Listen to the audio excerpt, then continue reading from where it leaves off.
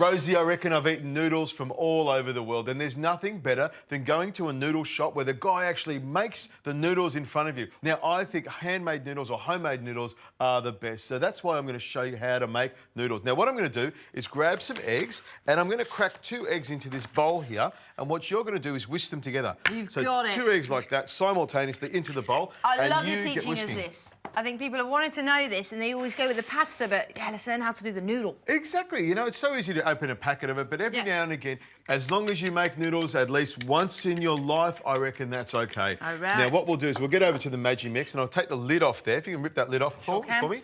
I'm going to put 3 cups of flour in here, and you can see I'm using the Tipo Double O. That's a stronger flour, more gluten in it, and it makes a nice strong noodle. We use the same flour when we make pasta. Now into the Maggi mix, I'm going to put in the 2 eggs that have been whisked up nicely, and I'm going to put in ½ a cup of warm water.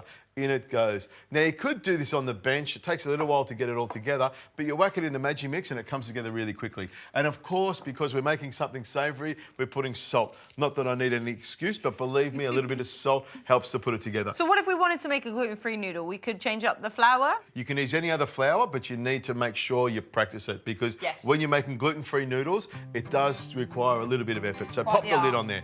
There we go. Clip that in. Now, what I'm going to do is go through the menu, select dough, and then turn it on.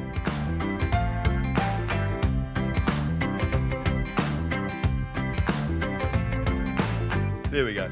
Now, I'll just grab the last little bits of the noodle. And you can see it's a little bit sticky at this stage here. And all you need to do, it's already kneaded, but I just like to bring it together just a little bit. See how it's a lovely looking dough? It feels quite firm at the moment, and this is the most important thing. You need to let the dough rest a little bit.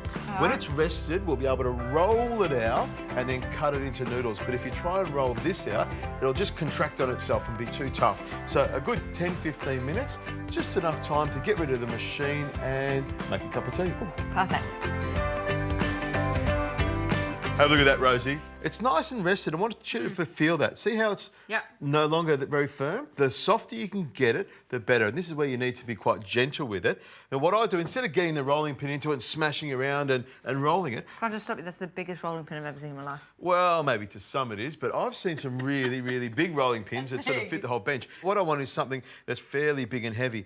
What I do with the dough is just push it down a little bit, all the way around like this, and that starts to spread it out. It's almost like using the weight of the rolling pin to press it out.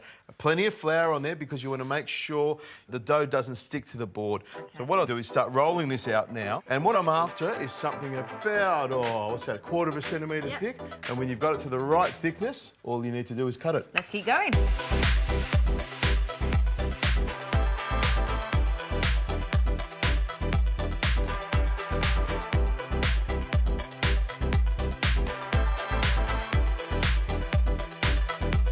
And what I'm going to do is sort of just zigzag it together like this because I'm going to cut it.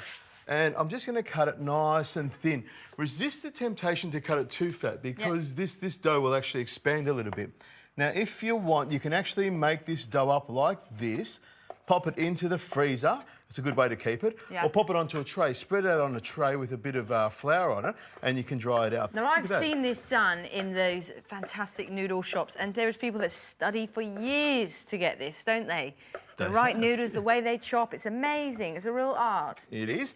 And what I'm going to do, Rosie, is pop this straight in the water. I'm going to get this cooking straight away, and I'm just going to show you a very simple dish that we can do with fresh pasta. Beautiful. So I just pick it up like this, and I'll bring it over to my water that's simmering away already.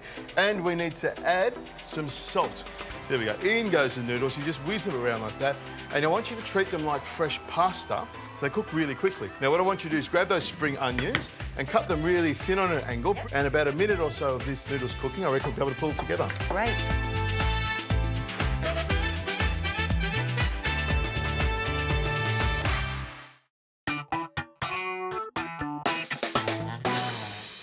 OK, Rosie, have a look at that. So they take no time at all when they're fresh, do they? No, they come up. I mean, it's a good idea to pull one out and have a little check of it. Basically, once it comes to the boil and starts simmering a little bit, they will be cooked. But it's always a good idea to check. Now, what I'm going to do is grab my tongs and pull some out for you. Now, normally I would have some meat with this, but I know that you don't eat meat, but I want you to have the noodles. I want to taste it as is. It's a simple dish that you can eat straight out of the pot like this. I've got some chili oil over the top there with some dried chili in it. I've got some spring onions that you cut before and some chopsticks in the side there.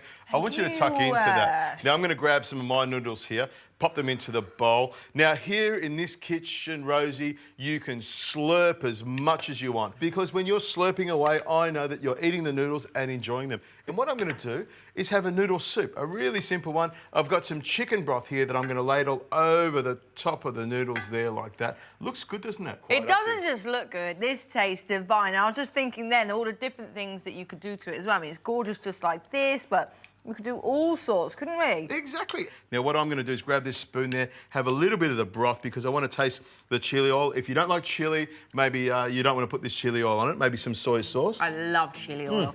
Oh, I am really impressed, and I think you're right. I think these may be some of the freshest noodles I've ever had. The freshest noodles in the world, exactly what it is. I'm almost eating a whole bowl. I'm so happy. That is really good.